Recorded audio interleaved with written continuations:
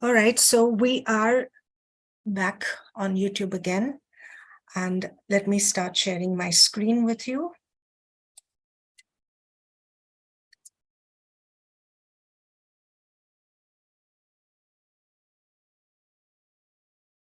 All right, so we are just a minute on YouTube again. 1 minute. Let me start sharing my. Right, that echo is gone now, and let's start. So, welcome to the final session for today, and this session will be conducted by two young entrepreneurs with tech-based startups. And at a time when we read about startups, Make in India, and unicorns, we have this dynamic duo with us, Ian Almeida and Purandar Gopalakrishnan, who are a great example of entrepreneurs who have dared to initiate their own startups. So let me begin with an introduction of Purandar Gopalakrishnan. Purandar graduated with a bachelor's degree in BA MMC from SIES College. As you can see, he's a young, ambitious entrepreneur who has a passion to make meaningful changes in society by helping and educating as many young students as he can along the way. He discovered his entrepreneurship journey at the age of 15. Yeah, you got me right, 15, when he discovered his knack for marketing and growing businesses. He has co-founded the Stitch Network with Ian. He's also a partner at Blue Chip Meta Labs. He's a tech enthusiast currently working on building an educative Web3 community called Crazy Cyborg Crew. It's very gratifying to note that Purandar is open to connect with youngsters, to help them and add value to them in any way possible.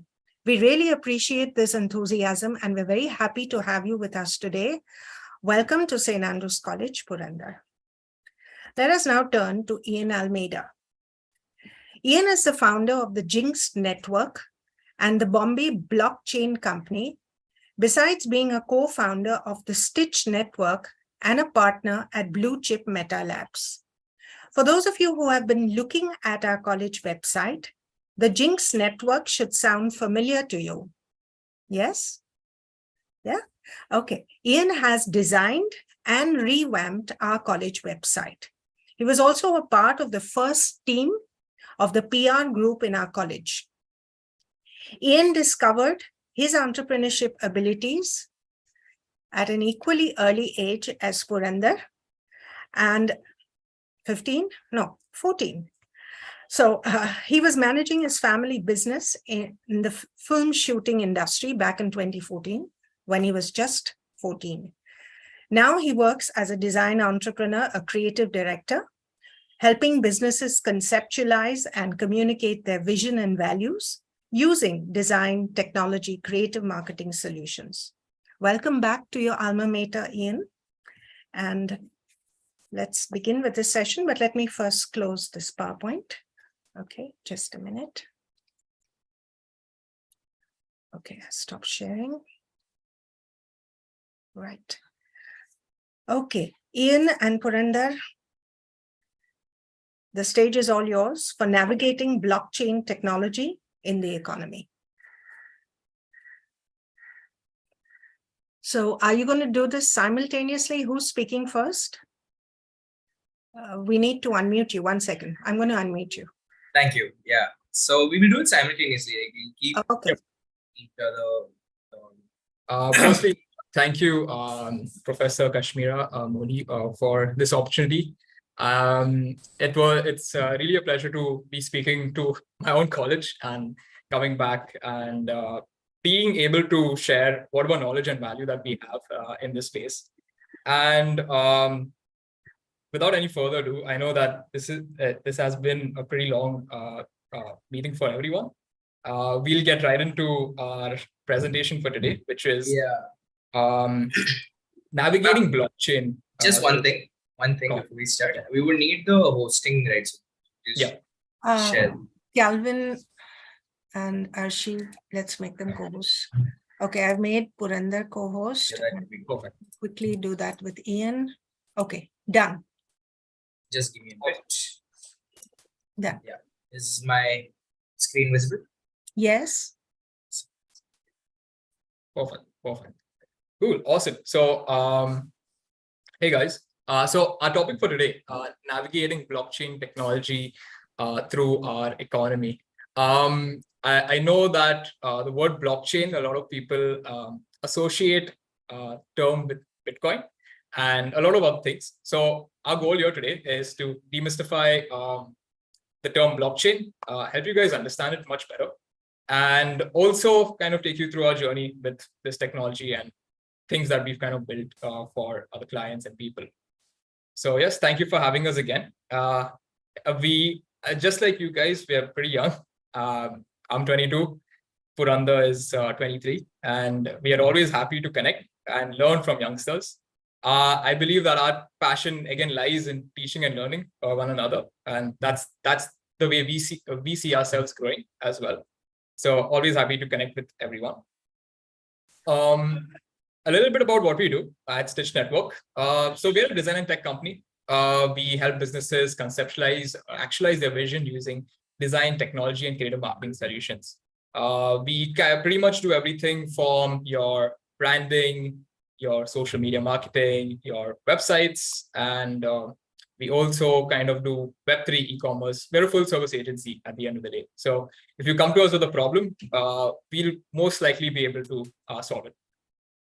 So yeah, some of the services that we kind of do. Business consultation is also something that we kind of have started doing for a lot of the businesses and clients that we interact with. And yeah, so this is some of the, as you guys might not know what full service is. So it's everything from social media. We run ads, 3D motion graphics, we do UI UX, pretty much everything. We even make decks for companies and for them to pitch to investors and get funding and stuff like that. In a nutshell, I would say, like, if you have a curveball that you want to throw at us, we'll probably catch it and then throw it back at you, the solution. Absolutely. Some of the clients, I guess, to touch upon that we work with. Oops, I think we.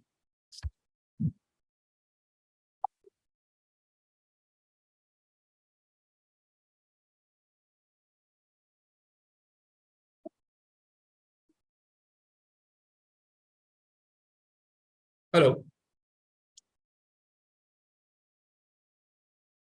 Yeah, what's happened? Hi, is my audio?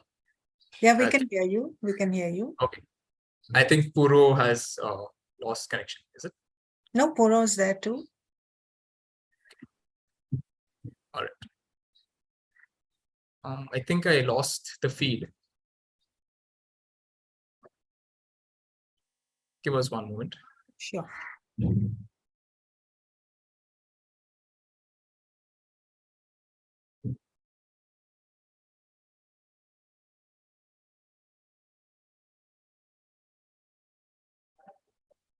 Yeah.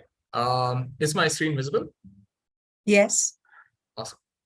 Sorry about having a few network issues, I'm assuming. Just carrying on from where we left off. So some of our clients that we work with, you guys may or may have heard. We've done blockchain consultation for Ogilvy. We work with Titos. Polygon is someone that we work very closely with in our network.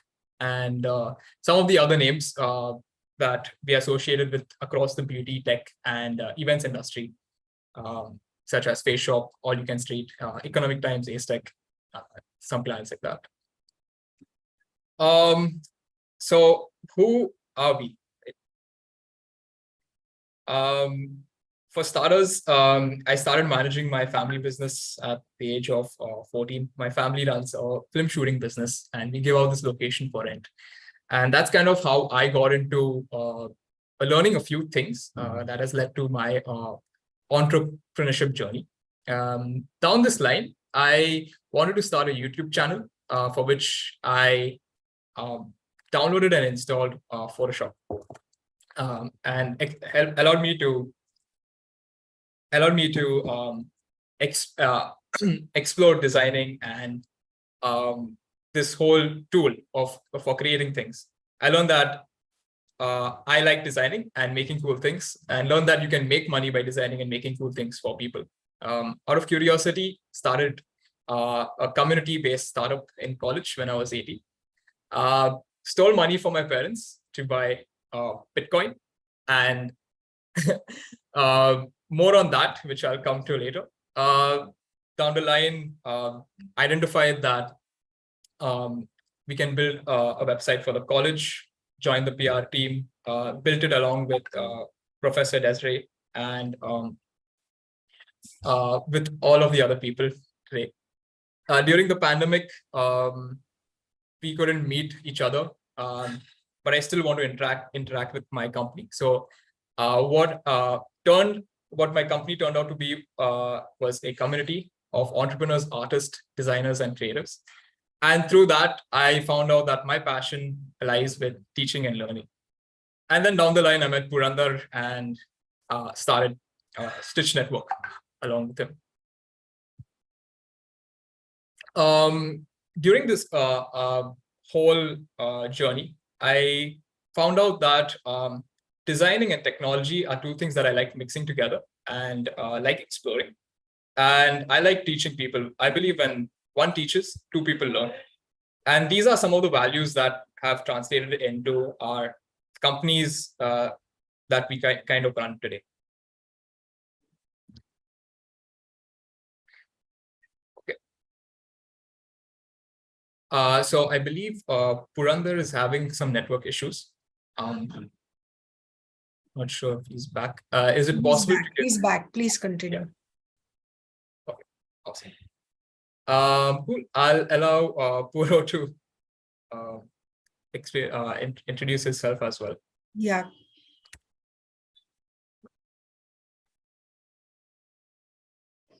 Yeah, am I audible? Yes. Awesome. I'm just having some network issue happening, so I just joined in from my phone. So yeah, just a little bit about myself. I'm glad it didn't go past my point. So yeah, I basically began my career at the age of 15, as Kashmira ma'am rightly said. My what do you say? My exploration into the world of business and entrepreneurship initially began as an accident. It happened to be like a small event that I threw, and during that event is when my accounts were so bad that I by mistake turned an 8,000 rupee profit. Right, I was aiming for a break even, but for some reason, more people ended up coming, and I made a profit. And that's when I realized that okay, why wasn't I wired to do a profit right off the bat? Why was I trying to do break even? Was I that conditioned by the system to not ever look at profits? Was I conditioned by the system to not think out of the box and break away from the matrix? This thought process evolved into me wanting to question textbooks at all time, wanting me to question the system at all times, be it the education system, the corporate system, or any system in general. What I realized at that point was people at the top are always trying to make systems for the top, right? And there is also a general template version that is being fit for everybody in a system, right? Whereas everyone of us are our own unique blueprints. So this nature of mine made me get into multiple industries over the last 8 years. I've been into events, I've been into advertising, I've been into production, advertising, ad production, post-production as well, like extensively into 3D and 2D oriented animations and asset development and then bunch of other things. And I've been fortunate enough to work with some brands, like HP, Microsoft, Cadbury, Tata Sky, Vicks, Dettol, and many household brands, right? I don't know if you guys have heard of Ogilvy. Have you heard of Ogilvy? Anyone in the audience? Kashmira ma'am, have you heard of Ogilvy?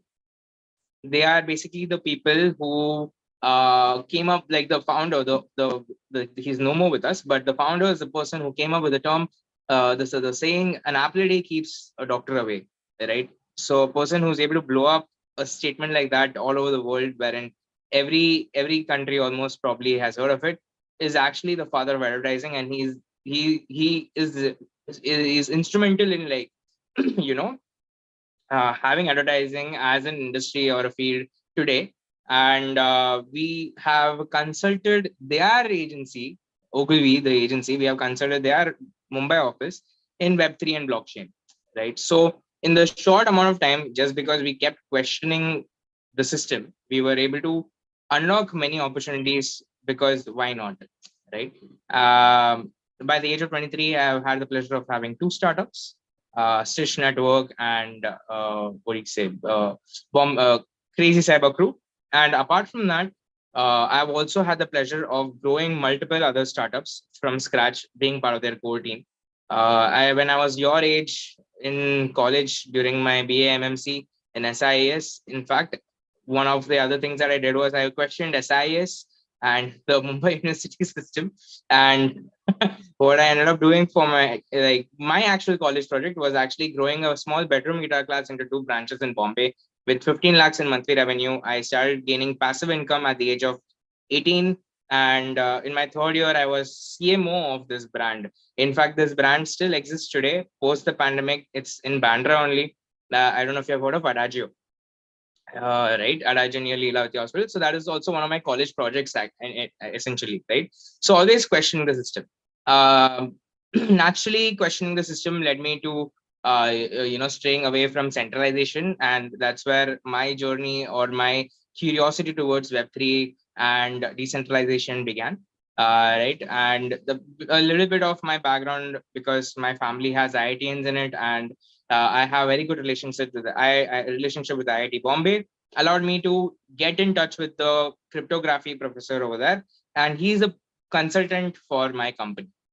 So we talk extensively on a bunch of topics with respect to crypto and Web3 and how it's going to change tomorrow, right? With respect to my main mantra and my main motive was, I realized very early on that money is a byproduct and money will always come, right? So earning never became the center of my efforts. It ended up becoming more about creating a meaningful change before I pass, because all the materialistic things you never end up taking, with you when you move on to the later stages of your life, right? The only things that you keep with you and that stay are the memories and the ways you have impacted lives. That's what is going to probably be more gratifying at that stage, and that's what I realized when I started having more than enough money that I needed at the age of 18. Because I didn't need 5 lakhs at that point in time in my college, but I had it, and that's when I came to this realization that no matter how much you earn, greed is always going to stick. So I believe the what do you say, the audience here is BMS. I'm guessing BMS, BA, Kashmira ma'am. BA, BCom, and a sprinkling of others. Yeah. Okay, BA, BCom, and a sprinkling of others. All right. So my biggest tip to you is to understand something that you're passionate about, right? Not in like a not something like a hobby or something, but something that you're passionate about that allows you to look beyond the materialistic side of things, right? So that is basically what my mantra is on. So yeah, let's just head into some of the things with respect to. So before I head into crypto, right, or any form of Web3 discussions, I would like to kind of just check in with you guys. Do you guys know anything about what happened in 2008, 2009? What was the major significant thing that happened in 2008, 2009? Most people are muted, so Ma'am, you could also like maybe answer that question. the global financial turmoil. Correct. Exactly, right? The biggest what do you say, how that housing industry crashed because of how they were giving out loans without verifying people's backgrounds, and it led to a huge turmoil, right? That happens to be the birthplace of crypto. If we could just go to the next slide. The Great Recession was actually the birthplace of Bitcoin, right? In fact, a person or a group called Satoshi Nakamoto mined the first block of Bitcoin on Jan 3rd, 2009. And they call the first block as the Genesis block. And the Genesis block basically has the text in the block that basically calls out to the newspaper, the Times, right? So they had the headlines of that particular date was Chancellor on brink of second bailout for banks, right? And this basically was a small, I would say, punch or a punt at the entire, financial system at that point in time, right? You can just go to the next slide. So a currency that doesn't need the trust of a government, that doesn't need the backing of a government, an alternative system where you don't need anyone or anything to be the central authority is what the idea of Web3 kind of, was spiraled by, because the founder of this particular thing that we all have come to call Bitcoin, he for sure was absolutely against centralization. He lost hopes, and he realized that he or they realized that she they whatever realized that giving the power to any bank, somewhere or the other, they are going to look at what is going to get them out of a rut. And if we all know, in 1971 is when the dollar actually stayed away from the gold standard, right? So with respect to the entire process through which, with respect to the entire process of how Web3 has come to be, it is always with the nature or with the mentality that we want to stray away from centralization. We want to stray away from power coming at one point and these guys taking beneficial decisions.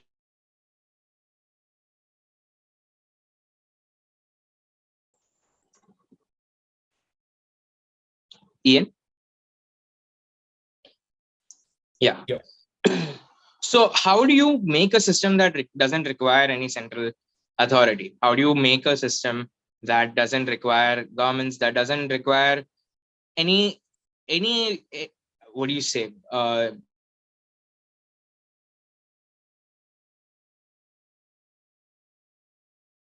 Was available to us, if it was theoretically and practically possible to achieve this, then probably the system that we would be following today would be completely different, right? We might have not needed representatives because it will actually be possible for everyone to give their opinion on things, on the smallest of things or the biggest of things, and the governance in general would be very different today. The financial system would be very different today. However, it took a while before everyone is ready for a particular situation, right? Amazon launched in the 90s, and only now is it huge and big. Similarly, certain things needed certain innovations in technology for it to be possible. Blockchain technology is what allowed us to actually think of, basically some people in society were able to form their own financial system using this, right?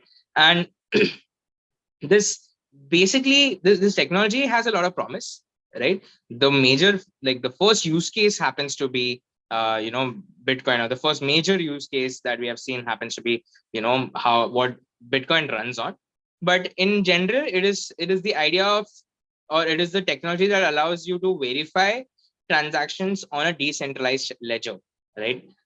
Basically, the database is not there in one central computer, but it is it's distributed among the data is distributed amongst many nodes, and many nodes work towards verifying each data that is coming into it. And there's a small process that is involved for this to happen, right? The greatest things about this is it's absolutely transparent. Like, anyone can see what transaction has happened publicly into which wallet.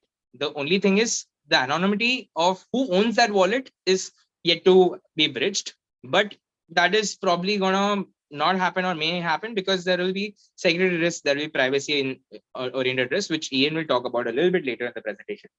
But essentially, the process is something like this. A transaction is required to be authenticated on this ledger.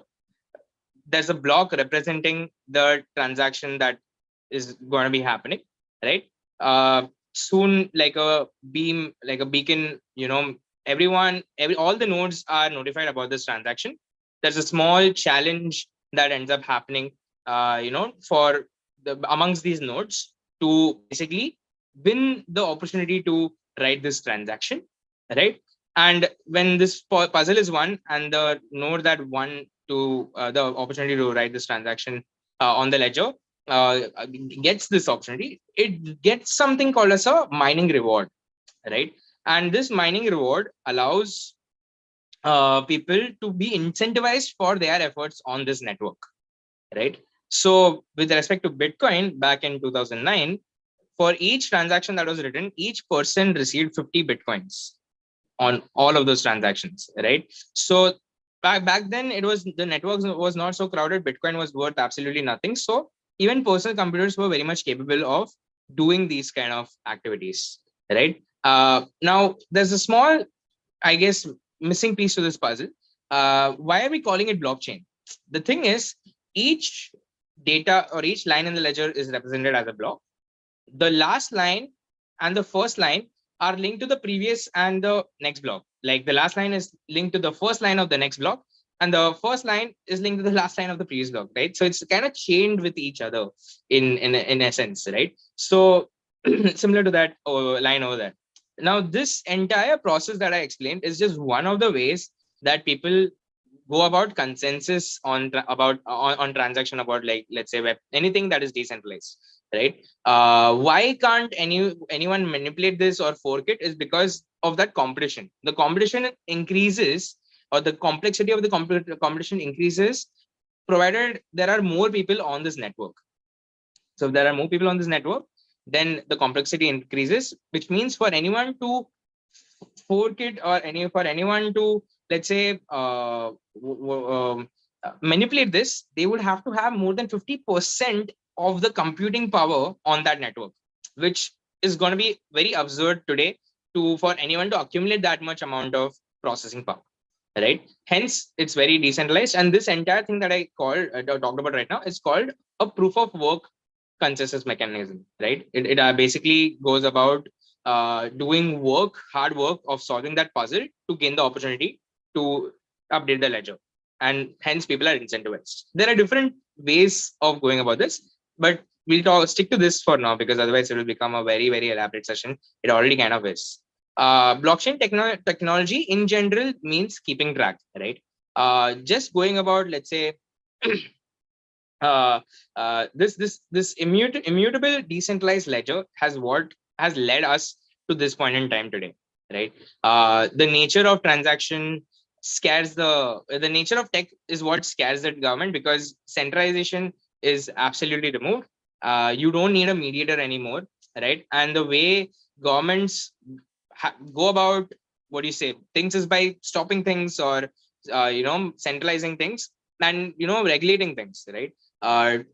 With Bitcoin and crypto, taxation is a problem. You cannot tax anybody or anything with Bitcoin or anything in crypto. The nodes are all distributed across, and it's a very self-reliant system, right? Barriers to entry are high, but at the end of the day, this is what has allowed, what do you say, all the people who are pro decentralization to kind of have a voice against governments. And whenever governments have failed, governments in fact have seen to be relying on blockchain and decentralization. If you look at the Ukraine war, or if you look at, anytime any government has failed, they switch to this alternate medium of transactions. No single entity can manipulate or control it. You don't need banks or any regulatory authorities. This leads to a self-reliant system that no one can tamper with. We can go to the next slide. Keeping track of things is basically equal to blockchain technology, because you are able to look at each and every transaction on the ledger. And if just to give you perspective, for something that is roughly 2009, say, abhi tak, if you look at it, it's 14 years, right? In 14 years, the entire ledger is around less than 500 GB, around 450 GB, roughly, right? That's the entire amount of data that is there on the ledger, right? So it is very, very easy to keep track of things. This is distributed among many nodes, and each transaction is basically a copy of the the entire ledger, right? So even if, let's say, 50% of all the nodes shut down today, there will still be the data will still exist. Hence, there is no need of relying on anybody or anything with respect to this kind of a system, right? So it's the best way to keep track of things. We can go to the next. What do people think of Bitcoin? Why do people think about Bitcoin when someone says blockchain? Because technology wise, it's a separate technology, right? It's not synonymous to creating an alternate system. In general, there are people in the world who have used blockchain technology for a lot of good things. For example, I have a colleague of mine who focuses on creating blockchain backed decentralized registries of blood banks in the world that basically would allow anyone and everyone to kind of look at where blood would be available at any given point in time, in which hospital, in which blood bank, and it could be the difference between someone actually saving a life, right? Saving or losing a life. The tech is really, really promising, right?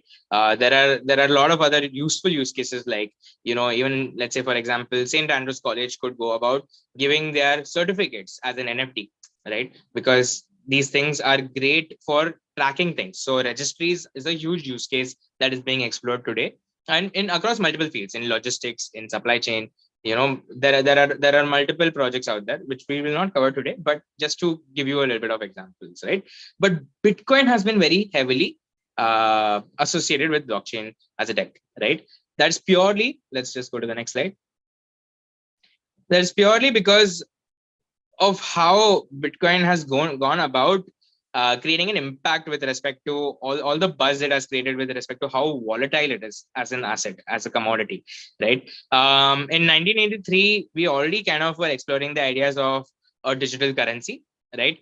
E-cash, electronic money, right? David Chaum was actually a cryptographer who first conceived the idea of a cryptographic currency, right?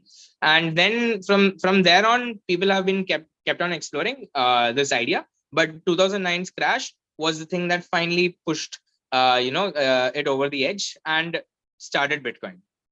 Bitcoin had a price of 0 when it launched in 2009, and slowly over the years, it has appreciated multiple times. By 2011, it peaked from $1 to $29.6, right? Which is a 29,000%, 2,900% within 3 months appreciation. And these kind of things is what has led to a lot of eyes rotating towards Bitcoin. And the first thing that got associated with Bitcoin was blockchain. So hence blockchain and Bitcoin became synonymous. The all-time high stands at $69,000 in November of 2021 for one Bitcoin, right? So it is crazy how volatile the market is. And today, I think it's around $24,000, right? Just a year and a half ish later, right? So just to go over this, about like how things kind of have a very volatile nature. Then we can just go to the next slide. In terms of trends, also, it is faster than the internet. It's funny to look at how Bitcoin is the fastest $1 trillion entity. Within, I think, 10 years of it coming out, 10 years, or I think 11, 12 years of it coming out, it reached the fastest 1 trillion. Not even an Apple or an Amazon has reached 1 trillion that quickly. And another thing to take note is that in spite of it becoming so big, right, or having become so big, we would still arguably say that we are at a point in crypto wherein, remember how internet had a time when we would pick up the phone and your internet would go? We are at a similar crossroads to that right now in Bitcoin, wherein the technology is still that nascent and people are still exploring. It's not moved out in a way wherein consumers can very easily interact with blockchain and Bitcoin and crypto in general, right? The adoption rate is faster than the internet, to say the least. And that is what is also rotating a lot of eyes towards Web3 and decentralization, right? Just a few numbers on the left. India mehi there is more than like 1/10 of the population, not 1/10, I would say a little close to 1/10 of the population that is already into the space, right? Which is a huge number, around 100 million people, right? So we can just go to the next slide. And every 4 years or so, there seems to be a bull run, right? Because the way the algorithm or the way the code is kind of set for Bitcoin, every X set amount of transactions, the mining reward, which started at 50 Bitcoins, slowly started becoming it halved every set number of transactions, and we observe that every 4 years this set number of transactions gets exhausted, right? And every 4 years, from 50 to 25, 25 to 12 and a half, 12 and a half to 6.250, whatever. So in that range is what we are able to see the mining rewards reduced to. So right now, I believe that we are at 6.25 Bitcoins per transaction that is written, and the complexity is so high that you need huge setups to be able to even mine a single block. Right? And it's not even like it's not even, I would say, as profitable as it used to be back in the day, because the amount of electricity that is now being consumed to write each block is way beyond what is what would you consider eco-friendly. Like, it's actually leading to a huge amount of it is contributing to a huge amount of the temperature heat that is being dissipated into the atmosphere. It's contributing significantly towards global warming, right? But this nature of like the artificial pump, because of the reduce in supply of Bitcoins, has led to again a lot of people timing the market, trying to get into the space. And this recent when we were looking at an all-time high of $69,000, I recall even in India, seeing during cricket matches, we would be seeing Bitcoin advertisements. That's how much people have started looking at it, because of how much it has appreciated in such a short period of time, right? And these are some of the things that has allowed. And again, by no means is this financial advice. I'm not saying 2024, the price is going to go up again, because again, supply is going to reduce. Do your own due diligence and research if you are ever going to enter the space. But again, all of this is just from an idea or a standpoint to tell you what the sentiments was, how this thing came into being. If any of you have been following the internet recently, the sentiments towards Web3 is very, very bad. There are companies that have dissolved hundreds of billions of dollars overnight. It is just like it has disappeared into thin air. Like there's a case study called the Luna Terra Luna case study. There's a case study called Phantom FTX, right? There are a lot of case studies out there that will advise you against entering the space. This is again with the only intent to kind of give you guys a little bit of perspective into Web3 and blockchain, which is very vast, but in the shortest period of time, because I know you guys have been through a lot today. This is what we could share, right? These upward trends and the volatility is what has led to a lot of attention coming to crypto and Web3 over the years, right? And that's my half of the presentation. And I would, if you don't mind, like to quickly kind of drop off. I have another call that I have to attend, but I'll be letting Ian, I guess, take over from here. Thanks a lot for having me, guys. Thank you, Puran. And yep. And I believe that the idea here was to understand blockchain as a technology. It's something that you can build on top of. It's like your internet, it's like your electricity. You can build things with this technology. Bitcoin obviously got associated really quickly because it had something to do with value or money, and anything that people can see value or money in it usually rapidly grows into the space, right? But I'm just going to quickly run through Web3, because Web3 is something that we are transitioning into, right? And before we get into Web3, let's just look at who owns the internet today. We have Facebook or Meta, Alphabet, which owns Google, Amazon, and JD, which is a Southeast Asian e-commerce platform. These are Web2 companies that are now creating the Web3 of today, right? To take a quick standpoint of what Web 1, Web 2, and what is Web3 in the first place, Web 1.0 was your basic static websites built on HTML, There was one-way communication. There was lack of UGC, which is user-generated content and interactions. Web 2.0 was the social kind of age for your websites. You had Facebook, you had your Twitter or YouTube, a place where you could interact now with one another. You can see people create their own things, their own content, and there was two-way communication at the end of the day. Web 3.0 is what we call somewhat of the semantic web, right? It's where the three keywords that I would use to explain Web3 is artificial intelligence, machine learning, and decentralization. And we are somewhere in the middle of it. We are not completely into Web 3.0 in today's era. We are slowly transitioning into it. As you can see, people are still just coming to know about the powers of AI and what you can create with it, right? Even though AI is something that has probably been there for more than 30 to 40 years, it's been there, just being accessed right now by a lot of people, right? Why has Web3 blown up? Tech has high potential. There has been a lot of innovation in the space. There are a lot of projects that are being built using the blockchain technology and are solving problems today, right? You can create databases, you can share these databases, and it improves privacy and security. And there are a bunch of different use cases associated with the term Web3. However, the Web3 does come with a bunch of disadvantages. Number one is obviously the barrier to entry. It's a complex technology to understand at the start, but it's not impossible. With a little bit of research, and I guess down the line in these few years, people will try to simplify it down to the core at the end of the day. There's lack of regulation. We are still working towards regulation, governance, etc. High energy consumption, because everything, most of the cryptocurrencies that are currently out there, or how blockchain works, is proof of work. And there are, since this is a new technology, it comes with its bunch of security risk, right? There are a bunch of vulnerabilities, there are bugs and exploits that people can take advantage of, right?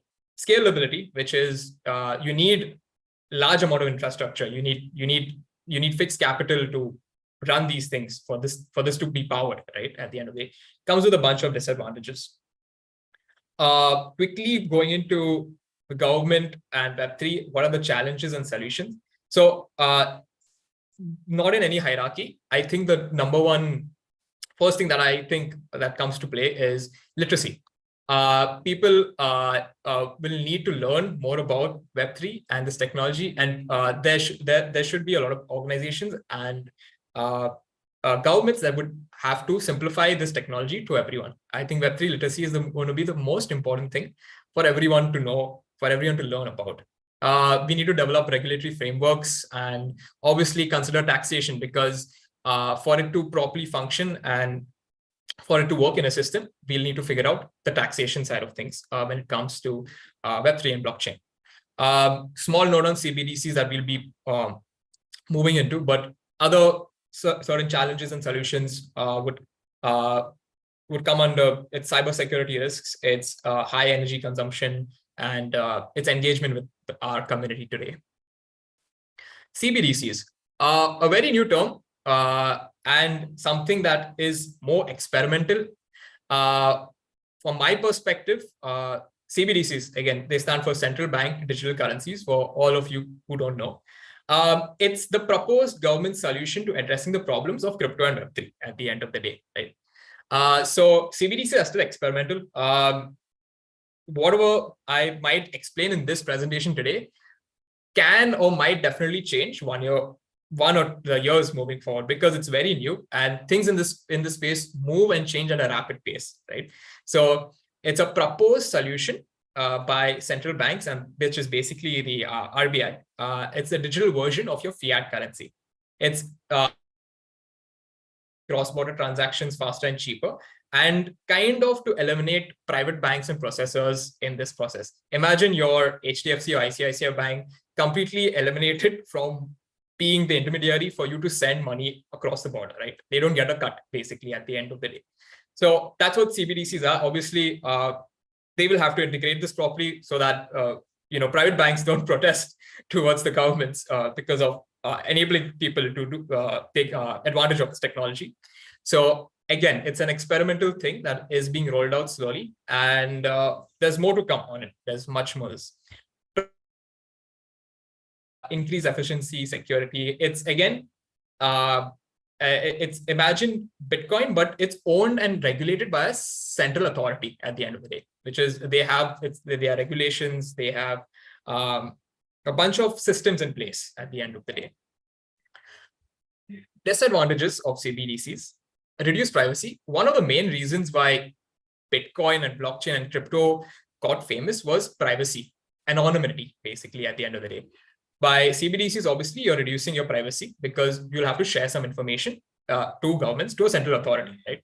A lot of people are not comfortable with that. Some people are comfortable with that. Again, it depends on the people and its adoption rate at the end of the day.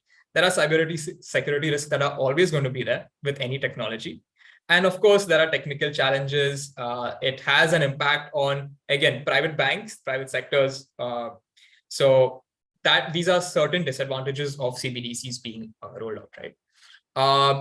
We often associate blockchain with decentralization. So a lot of people don't know what decentralization is. So the difference between centralization and decentralization: centralization is a single authority controls decision.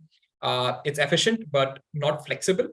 And it's less transparent, secure, and innovative. Whereas decentralization, it's owned by multiple people. As Puro was mentioning, everyone is a node in the system. So if at all you lose your wallet access, another person, since it's a ledger, that person will have the data or records for you to get back access, right? So decentralization gives power to that. It's less efficient, but it's adaptable and it's more transparent, secure, and innovative.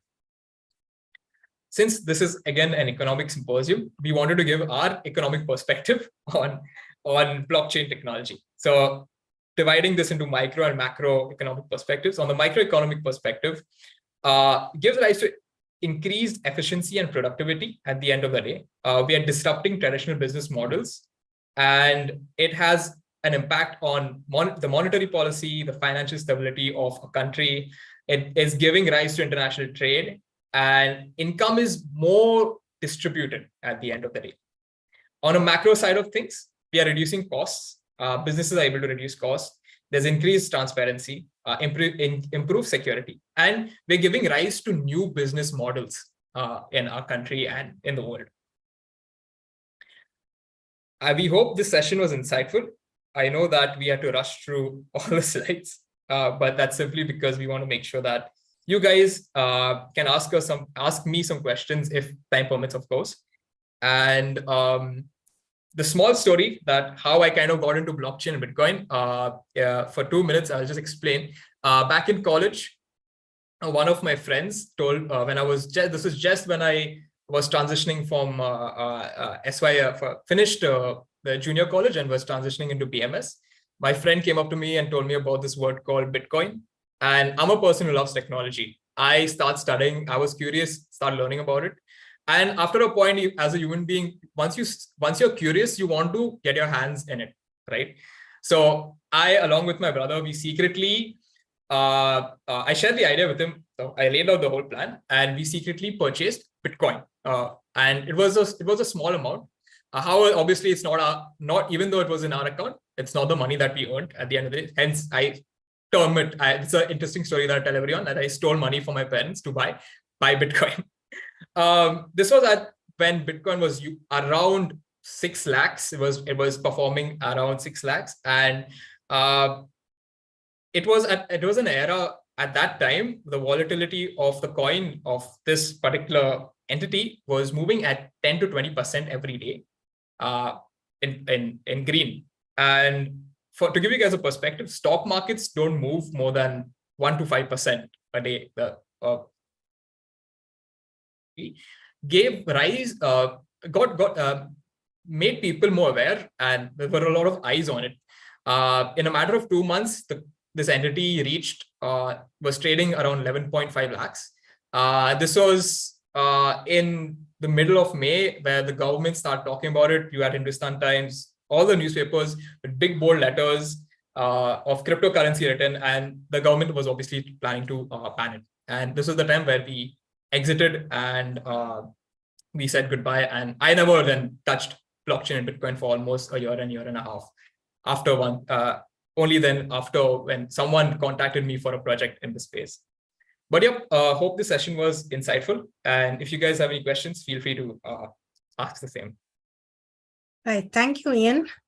And I think I should give the statutory rider. One of the examples that Ian gave, please don't follow that. I think you know what I'm talking about. And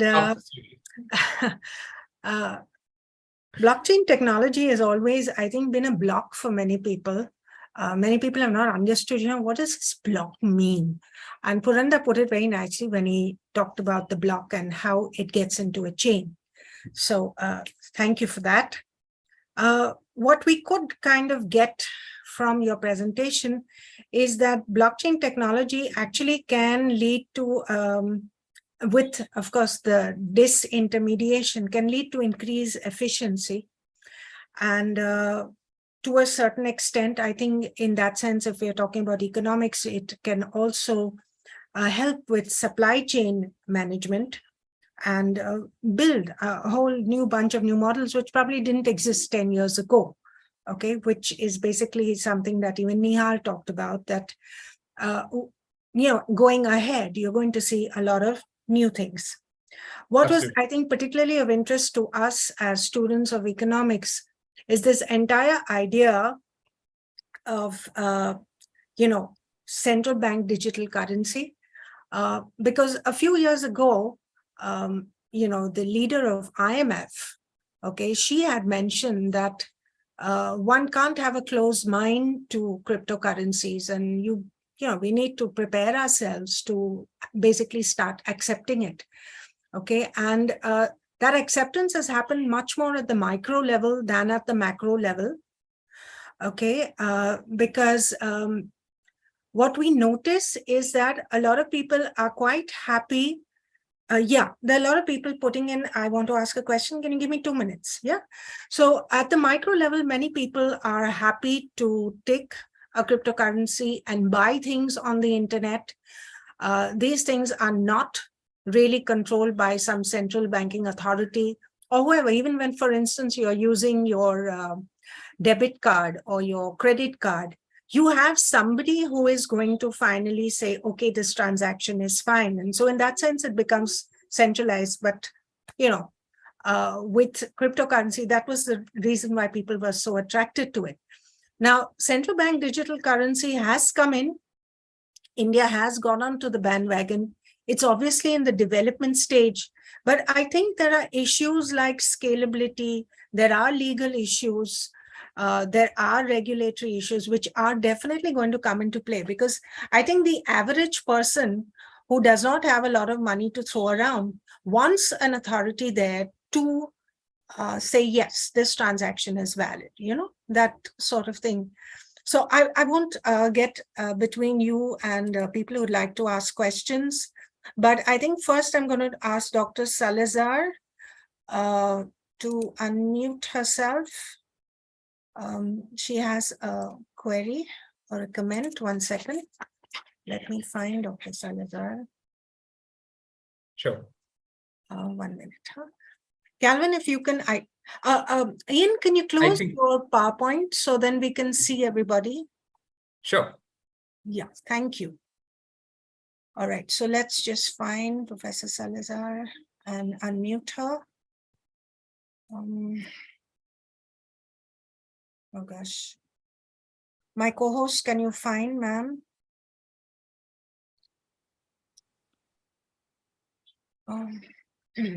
I think I am the co-host, so let me just find. I also have Calvin and I did find her. Is it Hermione? I found her. Yes, Yeah. ma'am. Yeah, 1 second. Hermione. Oops. Yeah. Yes, Niranjan, to your question. Okay, Hermione, ma'am, you're on. Hi, Purandar. Thanks for the information on blockchain, and Ian. So what I'd like to say to you is, sorry to be parochial, but we have a huge library database in the world. You talked about a blood bank. We have a library database, and we have digitized cards. Just like you have credit cards we have digitized cards. So I can access a library in California. I can access a library in Bangladesh. Professor Kashmira Modi will also corroborate this. And this existed for some time, really. And it was sheer blockchain. So the basic database is called ISBN. It is International Standard Book Number. Correct. And although we say it came up recently, this whole terminology, etc., it existed for some time, except that the digitization came up later. So today, sitting at home, if I have a membership, I can access books anywhere in the world, which is, if I'm not mistaken, blockchain technology, I'm asking. Interesting. I think Puro would like to say, I think Puro will. I don't know, I'm just asking. Hello, am I audible? Yes, yes. Yep. Yeah. See, the thing is, we are at an age where information technology has reached a very substantial point. What is possible on blockchain is also possible on, let's say, Web 2, right? And it may be, so whatever you're saying is possible using blockchain technology, but it is not necessary that it is using blockchain technology, right? Oh, okay. Now, the thing is, just because you can, you shouldn't. If something needs to be fixed, you fix it. Otherwise, you don't.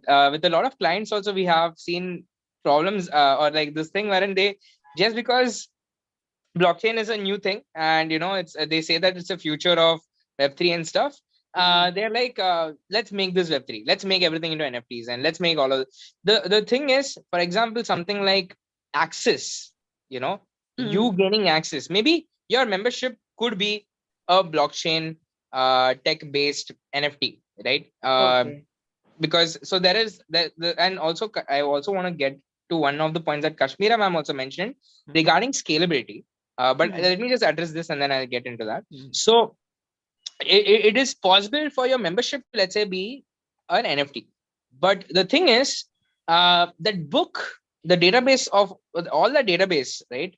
If the book is stored on the chain, then what would happen is, to access that book, you would have to pay money on top, which is basically because there's no central body and there's no tax that you're paying to the government or to anyone for them to facilitate all of this to you, right? Like let's say for our 2000 rupee note or our 500 rupee note, just because we have that note, we are not paying the government additionally. We are paying a government a set tax, or we are paying some kind of a sustenance fee, right? That's for true. people to regulate and go about this. For decentralization, how that works is, your tax is done at the time of you wanting to, let's say, take an action.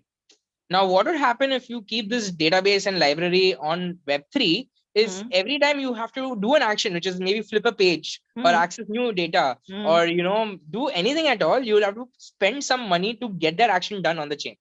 Oh. Because So everything is a transaction, right? Everything is a So transaction in over every here, action. Yeah. right? Okay, So you don't want to do everything in Web3. That's why what people do, and this is where scalability problems come in, which is where Kashmira ma'am was saying that it is not easy for, let's say, a person who doesn't have the money to throw around and experiment, because I'll tell you, the entry barrier is so high.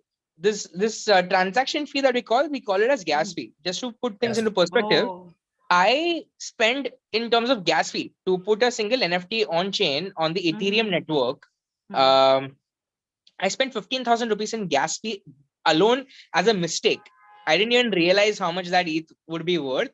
But because, and this is when I was burning my fingers, right? And it is not going to be easy for everyone to burn their fingers, which is why scalability issues are there, right? And to address these scalability issues, there are something something's called as layer 2 and layer 3, right? Now what layer 2 and layer 3 does is, layer 2 will basically let you do some things, some of the actions on a different chain, and then that final output of that transaction or of that entire process or task, it will now write it on back to the main chain.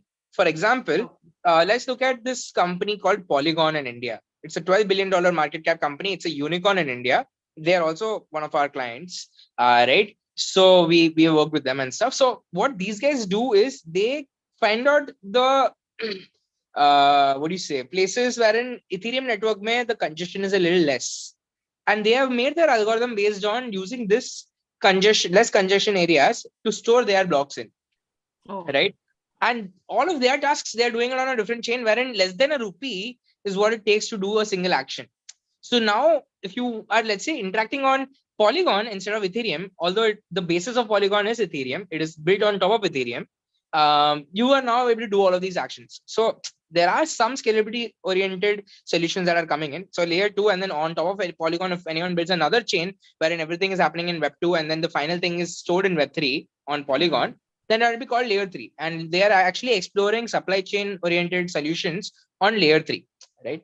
So I hope that actually addresses both points, which is scalability and the question as to whether that is Web3 tech. It could be Web3 tech, but it might not be. Maybe the membership can Maybe in be. the future, a layer 3 solution would allow for the thing that you had mentioned. Yeah, a sustainable way to do that. Yeah. Like their sustenance fee is embedded in such a way that consumers don't mind paying it. Okay. Yeah. Right. Thank you. Yeah. Thank you very much. Okay, we have Thank you. 4 more people who'd like to ask a question. We'll go with Aditi first. Aditi, unmute yourself. Yes, ma'am. Thank you for the question. Thank you for unmuting me. So I liked your presentation really very much. It was very insightful. And my question is basically that a problem that puzzles me with cryptocurrency and in particular Bitcoin is that, as you said, mining rewards. I understood by that mining rewards is obviously a way of generating new Bitcoins in the market, right? Yeah. Yeah. Okay. That's right. So, in today's world, you said that 6.25 Bitcoins is getting generated with every transaction that is mined. Correct. That's true. Yeah. It's So- not for every transaction, it's for completing a block. Every block reward, right? Yeah. So you may earn that on each block that you write onto the chain, which is every transaction. Every transaction is a block. Yeah, but block reward. Okay.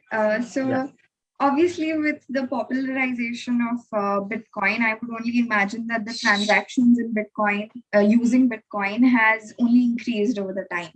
So that would also mean that more and more Bitcoins are getting mined, and more the supply of Bitcoin in the market is only increasing. And so is the price increasing of Bitcoin, since I saw the graph of the price of Bitcoin, and obviously it was increasing, right? So the only thing I can see over here when it comes to the future of Bitcoin is a huge bubble. Do you think that you agree with this, or do you have like... So there is very good question. Thank you. Do you want to complete anything towards the end, or are you comfortable with your question? Like, do you want to add any? I'm comfortable. I know that Sure. Bitcoin is a very great like investment option today, but then It's not. Don't. It's definitely not. Do your own.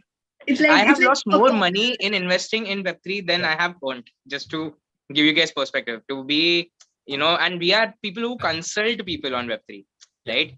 So we don't say it's a good asset class, because I'll tell you one thing about Web3 is only when your traditional markets perform well is when your Web3 markets perform well, right? When Web3, when traditional markets don't perform well, that time everyone actually goes towards gold than Web3. So it's very unlikely that Bitcoin can be considered as a great asset class. It's a volatile asset class that we don't consider anything. Actually, me and Puro, we don't invest in crypto, honestly. We don't believe. Not anymore. Like, at least not until sentiments is gonna get better. We are not gonna be entering in that space. But it's great to always be up to date, because we are. I am, like I said, to learn about it and be always self-educate and you do your due diligence on everything. Yeah. When it comes to this space, because it's very new. It's what we look at it as an early, very adoption stage, and we are primarily focused on the technology. Bitcoin is just another product, you could say, that is built on this technology. Yeah. So as a connoisseur of tech, we are huge on AI and Web3 in general, right? So anyways, just getting to the question. Yeah. So the cool thing about Bitcoin, which I, again, due to rushing the presentation because I wanted to keep the session as short as possible, was when Bitcoin started, right? They already knew the end supply. They didn't want it to basically, it was a hedge against inflation, right? It's a hedge against printing more money. It's a hedge against, like, it's losing faith in the financial system. So what they did is they decided that, okay, the amount of money that exists in the market, right, as of 2009 was $21 trillion. Okay. And based off of that information, they decided that the max supply of Bitcoin is going to be 21 million. All right. And the way that new Bitcoins would enter the market is by this mining reward, right? Block reward, mining reward, right? And you're right, that's exactly how money is minted into this network. By more usage, there's more money that is added into the network. But it is done with the intent to have a cap, a final cap, right? Now, the thing is, it's going to take quite some time before this reaches, and we aren't future-proof in terms of Bitcoin. Honestly, it's very debated that what will happen when, let's say, all the coins that were supposed to enter the system, the supply, like 21 million Bitcoins ke baad, what is the future? The vision was each Bitcoin should be worth $1 trillion or something, $1 billion or $1 trillion. That was the idea behind, them keeping the max supply 21 million Bitcoins. So I think $1 billion is what they wanted each Bitcoin to be worth, and the thing is, you're right, it's not future proof. And, after a point, there might not be a mining reward, and we don't know practically what will happen. But there is so many people who would have invested into Bitcoin, and there are so many huge world leaders that have invested into Bitcoin, that one of two things could happen. One is they dump their supply and Bitcoin crashes closer to 21 million. Or there are very, steadfast believers of Bitcoin, and what they will probably try and do is Bitcoin is too huge to fail. So they might do something like a fork, right? Basically, they'll bring an update onto the chain, which would allow it to be sustainable even beyond 21 million, right? So we will only time will tell what is possible, but I think one of these two scenarios could happen with respect to it. I hope that answered your question. Does that answer your question? Yes, Aditi? yes. Thank you so much. Okay. Now, up next, we have Arshi. After Arshi, there's Nihal, and then there's Niranjan. Okay, so Arshi, unmute yourself. So, hello Purandar, hello Ian. Okay, so my question is, how did this help you in your studies? Also, because you were underage, did it create any problem to you both? So your voice was not clear, actually. Okay, so my question is, how did this help to you in your studies? Okay, and because you were underage, did it create any problem to you both? Is this question related to blockchain or business in general? What you did. Bitcoin, yeah. Oh, okay. So I mean, for both of us, we both have different introductions into understanding and learning this technology. In terms of studies, I mean, we didn't have at that particular point of time, no one really knew about the technology and what were the use cases. So I'm not sure how it impacted us in our studies, but in terms of business and careers, it's always good to know anything about any technology, any source of information and knowledge allows you to identify problems in that space, in that industry. And as long as you're able to good at identifying problems, you should be good at coming up with proposed solutions, and that's simply what we do at Stitch, right? We try to find problems and we try to solve it at the end of the day. And some of these problems lied in the Web3 space, and we've solved some of them for some of our clients. So just, I guess, to answer your question, look, if you have the opportunity to learn anything, learn it. If you have the time, do it, because I don't think there's ever a time wherein investing that time and effort into learning something has ever gone south or gone negative. It has always benefited us in our journeys. Exposure is the biggest return you can get on any task that you do. So yeah, exposure and learning for sure. So yeah. Okay, thank you, Ian and Puru. And Nihal, you can go ahead. All right. Hey, folks. So really great presentation. Thank you. I had a couple of just follow-up questions. What's your sense on just decentralization of blockchain as being a bug and not a feature as it relates to currency, right? Because I mean, if you talk a little bit about SPF and what happened there, I think some of that inherent risk came from the fact that it was decentralized and it was not Bitcoin. But there was somebody floating, to use the colloquial, shitcoin in that particular situation, and that infused some risk. So that's one part of the question. The other is just talk a little bit about connection between Fed monetary policy, money supply in the economy, and price of Bitcoin, and what you think is the amount of speculative demand associated with this, if you like. So like, do you think that this is, I mean, the price of Bitcoin is related to money supply in the economy? So, so on the Bitcoin, I think on the Bitcoin side of things, I think me and Puro have like zero information on that. But as you mentioned, decentralization, I believe as much of a pro it kind of is, which allows anonymity, transparency, it kind of is biting the technology back. It's kind of, it's flipping the coin again, because that the world is composed of good people and bad people. And with this being accessible to everyone, good people could make good things and bad people can have bad intentions or making or doing things, right? So again, decentralization it's a very complex thing to for it to work for everyone. I believe that a lot of bad things can be created with decentralization.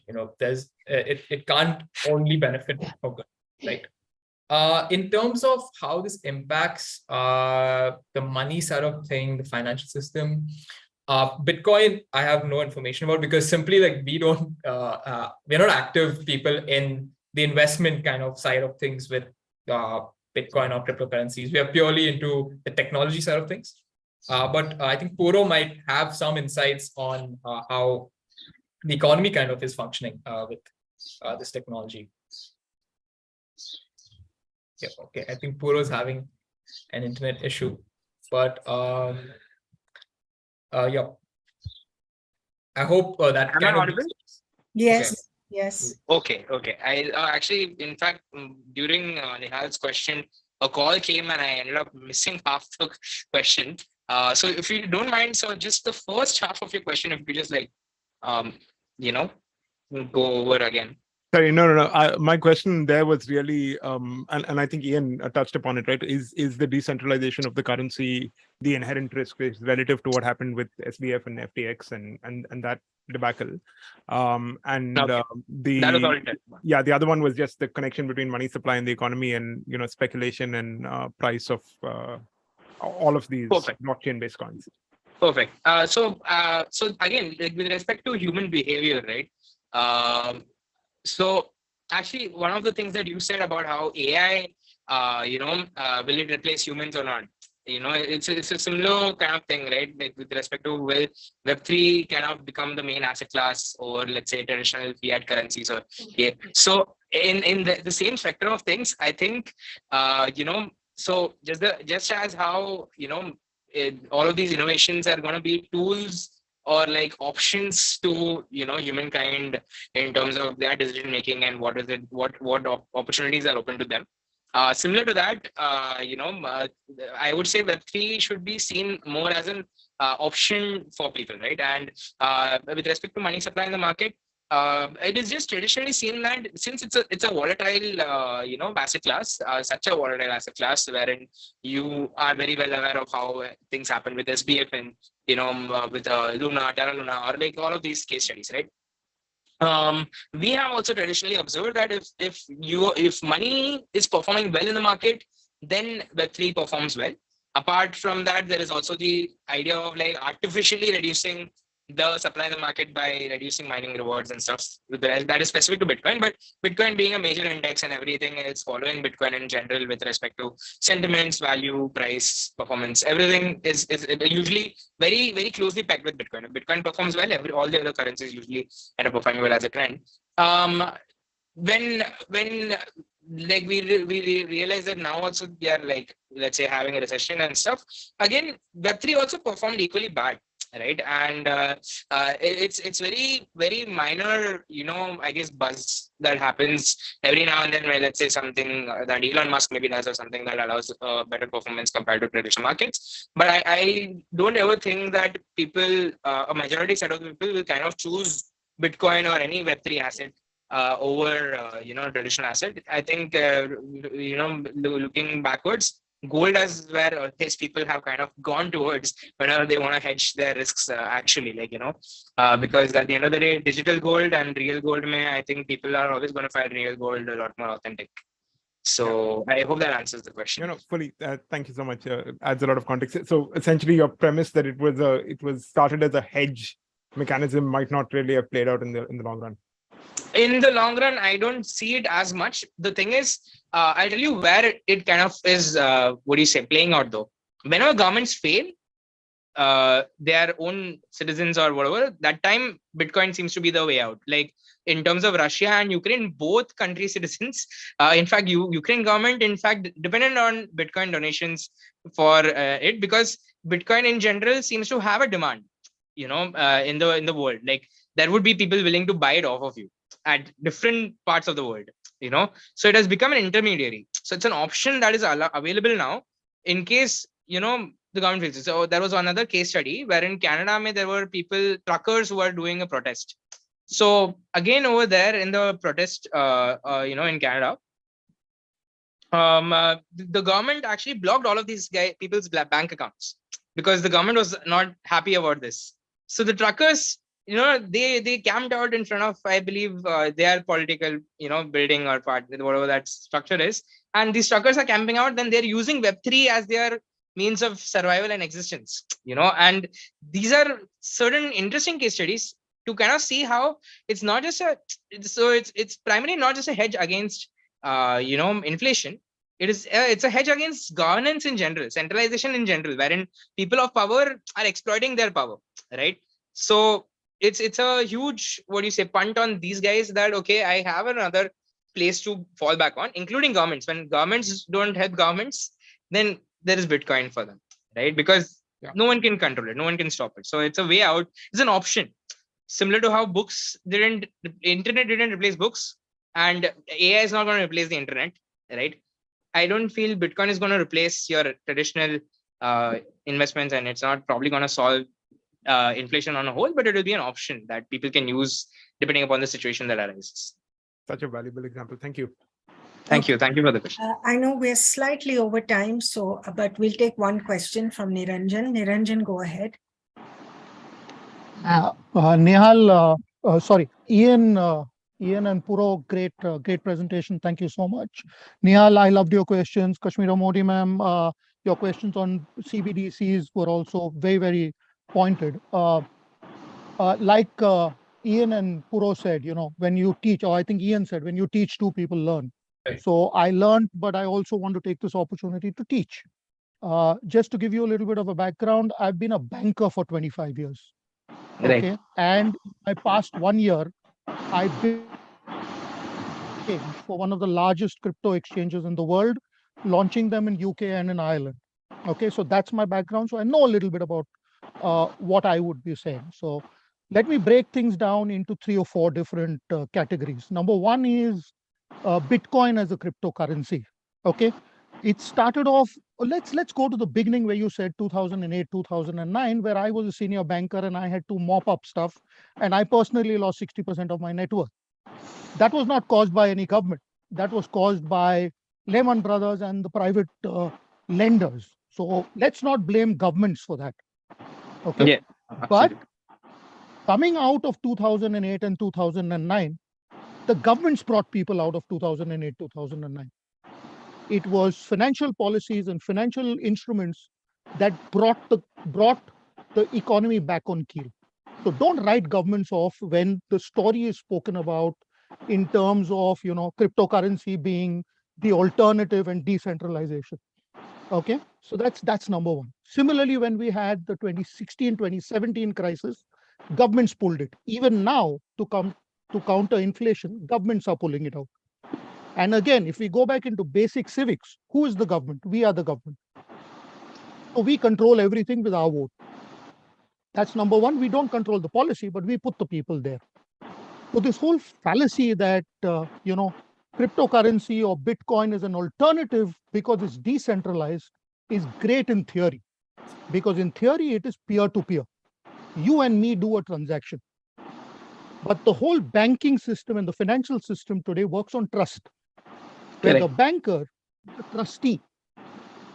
So today in crypto, in the entire crypto world, the trustees are the FTXs, the Genesis, the Binances of the world, and those guys. So you do have large people controlling entire transactions. So all we're saying is don't trust the government, but trust these private individuals who then do what they want to do. And when they overstep their reach, that's when people lose money. Right. Absolutely. Government has a financial responsibility to make this thing. So that's the biggest fallacy that I question always. Okay. When I say you're moving it out, you're just beating up a government, but you're willing to centralize it with a private firm. And that is also the premise of Web3. Web3 is owned by private companies. So again, they will decide whether they want to charge you for it or they don't want to charge you for it. That's policy. That's fallacy number two. Number three, when we talk about Bitcoin, again, it started off as a currency. Currency is supposed to be used by people.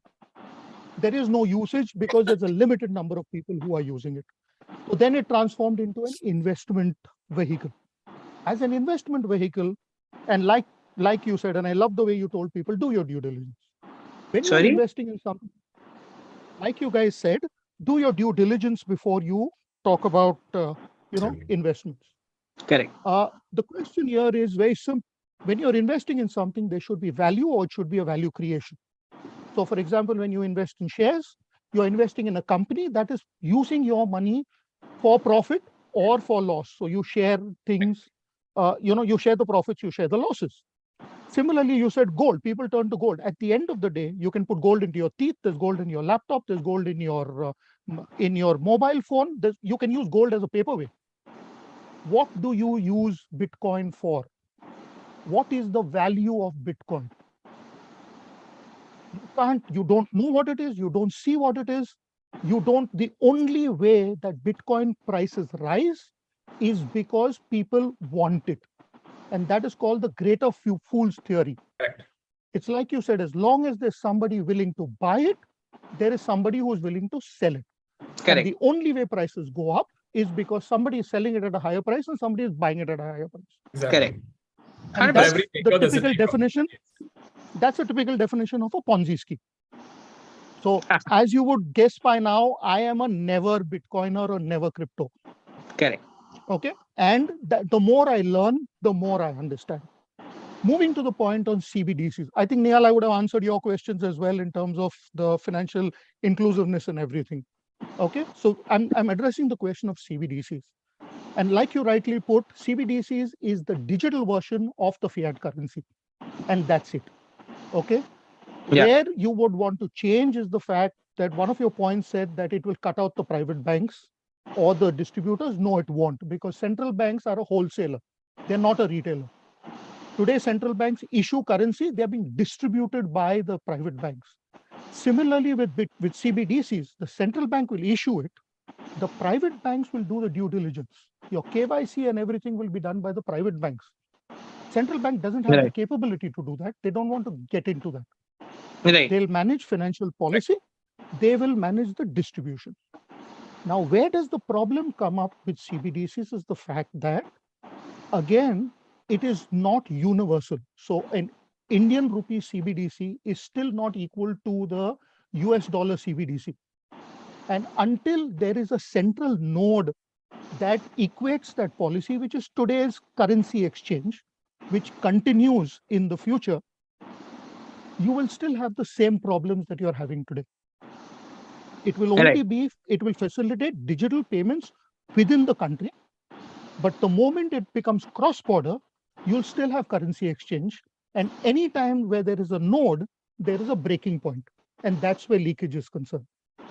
Okay. And that is also the similar problem with blockchain. Today you have a block. It's the version, if I go back to, there is no standardized system for blockchain. Okay, you had VHS versus Betamax, VHS 1, you had Blu-ray versus infrared, Blu-ray 1. There was one system that everybody uses. Today you have individual blocks that will then need a node to tap with other blocks. And the moment you have a node or a join, that's where people can play on it. But again, I'm saying technology is evolving. So where would I put blockchain at this point of time? I put blockchain at this point of time where email just began, where a Hotmail person could only send something to Hotmail, and an AOL person could only send something to AOL. It was when there was a node that came in that a Hotmail person could send something to AOL or Gmail or Yahoo Mail or Rediff Mail at that point of time, was when email took off. Okay, so we're not yet there. Second, the last thing, which is, when people always talk about Bitcoin, and, I got a little bit of what Nihal's presentation was, and technology is changing so quickly. Correct. So here's my question that I ask everybody who talks about blockchain. This technology has been around since 2009. Why has it not become popular or so widely used as yet? And the only reason for that is because it is not adding adequate value at a cheaper cost to replace the current systems. And current systems are developing as well to be able to match whatever blockchain is offering. And that's one of the reasons why blockchain has not got popularity today. Again, just a fact that I read last night was that 70% of all Web3 gaming transactions have been on blockchain. So gaming is going to become big from what I'm reading. And this is what I read last night. I'll do a little more research about that. Sure. But, I loved what you guys said, and I loved the way you guys presented it. And, I think the future is in safe hands if young guys like you are taking the initiative. So God bless you and all the best. And Thank you. so much for Can I just make one point, Niranjan? Thank you for the masterclass and on the argument against it. I'll also say that the best learning I've ever had is when two people get into a heated argument. That's the intersection of there is where you learn the most. So thank you for that. Absolutely. No, I really appreciate the points proposed, and like I said, we are again not people who are propagating Web3 or Bitcoin. Just wanted to make that clear.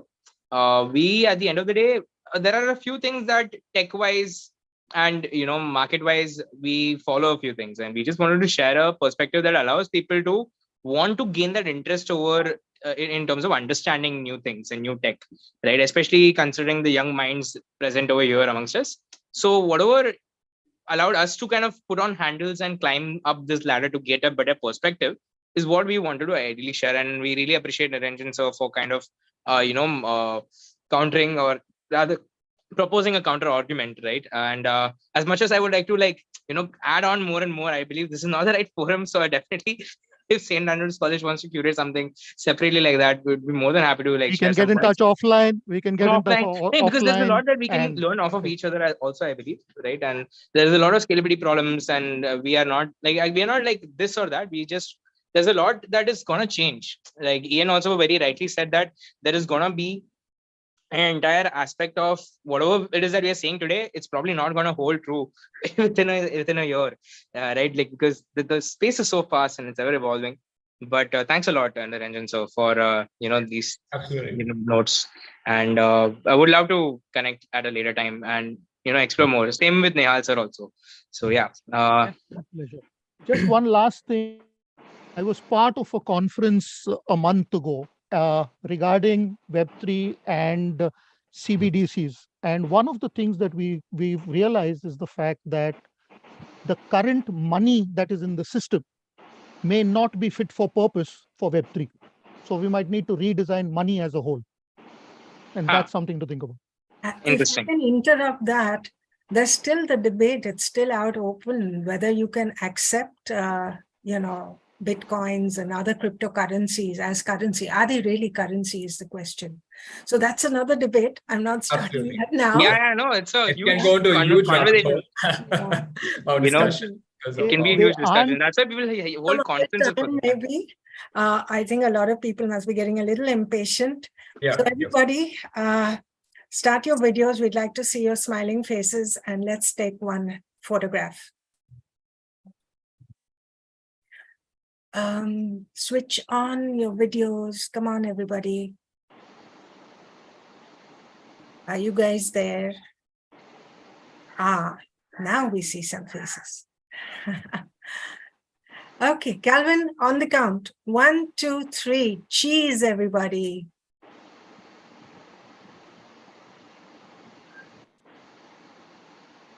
Done? Done. All right. So I have to do the formal vote of thanks, of course, which is something that's always gratitude from the heart, as we say. But I need you all to fill in the feedback forms. If you want a certificate, sorry, I have to come down on you like this, but please fill in the feedback forms because we need your correct spellings, your college, etc. Please do the needful. And to our speakers for the day, our keynote speaker, Dr. Archana Hingorani. Oh, 1 second, I need to put on a thank you slide. Oh, sorry, should be shared first. 1 minute, I'm sharing my screen with my thank you slide. Okay. Right. So for our speakers for the day, Dr. Archana Hingorani, Mr. Vikram Sinha, Mr. Nehal Fernandez, Mr. Ian Almeida, and Mr. Puranda Gopalakrishna, I'd really like to express my heartfelt gratitude for your participation in the Department of Economics and Business Economics Symposium on the Frontiers of Economics 2023. Thank you for your time. Thank you for sharing your expertise. And most of all, for so graciously accepting our invitation to conduct a session. My thanks also goes out to Principal Dr. Mari Fernandez for her enthusiastic support and encouragement throughout the planning process, which enabled me to host a successful event that brought together some of the brightest minds in the fields of economics and beyond. We are also grateful for the participation of students and faculty of our college and other institutions in Mumbai. It was a testament to the dedication and passion that we have for the field of economics. We were thrilled to see so many youngsters come together for this symposium. My grateful thanks also for the fantastic inputs by our speakers and our participants. Your questions made it all the more rewarding. Special gratitude also to our librarian, Dr. Sujata Rajpurka, who has always been very supportive, helpful, giving of her time and expertise to ensure a successful online symposium. My thanks to her for sharing the library YouTube channel, which enabled us to go online. A big thank you to my colleagues, both in the department and in the staff at large, for their support and encouragement. To our student rapporteurs for today, Angela, Aditi, Rimpal, Saad, and Disha, thanks for covering the sessions. Thank you.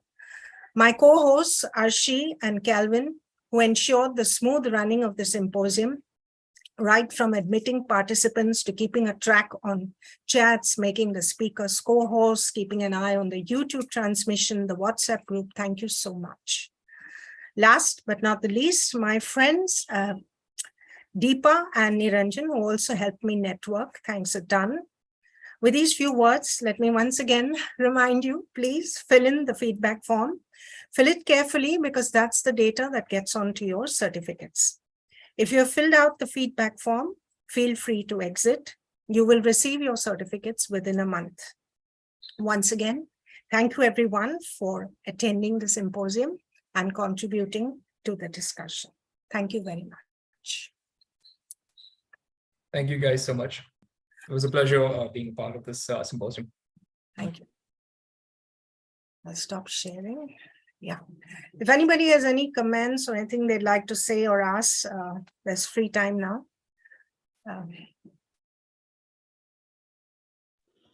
Ma'am, we have a principal over here. Yeah, but I was not able to unmute ma'am. No, the thing is, it's from ma'am's side. Ma'am has to do it. Yeah, but now it's, Then only she can speak. yeah.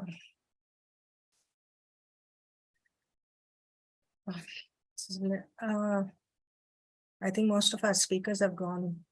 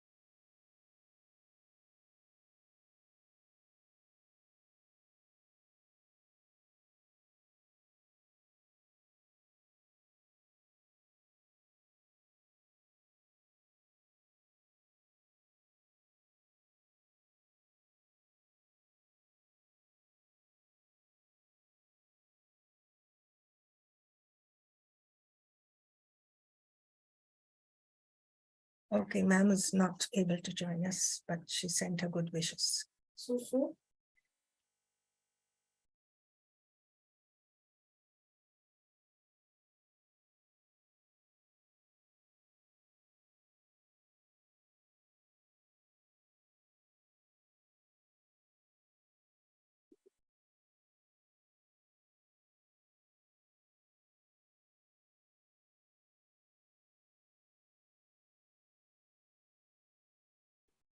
So once again, Calvin, Narshi, thank you so much for co-hosting. And I think someone's come back. Just share the feedback on the chat again. Yes, ma'am.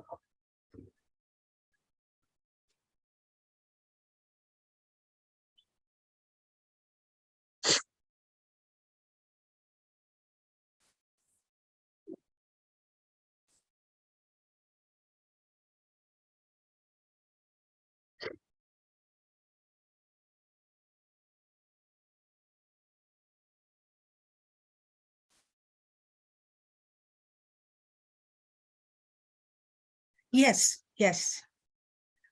Questions that are coming, can we leave? Yes, you can. Yeah. Just make sure that you filled in the feedback form before you leave.